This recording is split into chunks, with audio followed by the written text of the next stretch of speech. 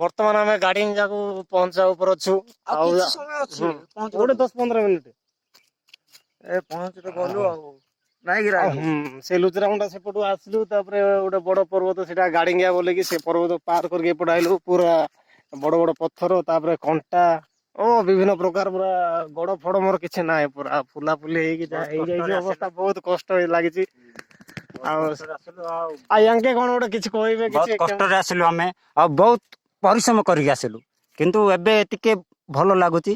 ଆଉ ଟିକେ ପରେ ଆଉ ଟିକେ ଭଲ ଲାଗ, ଆଉ ଟିକେ ପରେ ଆଉ ଟିକେ ଭଲ ଲାଗ, ତାପରେ ଆଉ ଟିକେ ଭଲ ଲାଗ ପୁରା। ତାପରେ ଏବେ ଆମେ ଗାଧା ପାଧା ଟିକେ କରିବୁ, ତାପରେ ଭଗବାନଙ୍କ ଟିକେ ଦର୍ଶନ କରିବୁ। ଆଉ ଆମ ସାନ ଭାଇ କଣ କହିବେ? ସାନ ଭାଇ ଟିକେ କହିବୁ। ତାପରେ ଛୋଟ ଛୁଆ ବି ହେଇଛି, ସେ ପୁରା କିଛି ଖାଇନି, ତା କଣ କରିବା, ପେଟ ବହୁତ ପୁରା କଷ୍ଟ, ଡାଉନ ବହୁତ ପଡିଯାଇଛି। କଷ୍ଟ ଆଜ୍ଞା। ଆଉ କଣ କରିବା, ଏତେ ବଡ ପର୍ବତ ଚଢିକି ଆସିଲୁ, ମାଙ୍କ ସେବାରେ ଲାଗିଛି। ଆଉ ଏତିକି କହିବା, ଆଉ ଭାଇ କହିବେ। ଓହୋ, ଏବେ ଏପଟେ କିଛି କୁହନ୍ତୁ। ଜୟ ଜଗନ୍ନାଥ। ଓಂ ଶ୍ରୀ ଶ୍ରୀ ମା ରୁଦ୍ର କାଳୀ ନମ। ଓಂ ନମ ଶିବାୟ ଆନ୍ଦେଶ୍ୱର ବାବା। ଜୟ ମଣି କି ଭଜେ, ଶିବ ଶଙ୍କର ପାର୍ବତୀ ପତି କି ଭଜେ। ସମୟ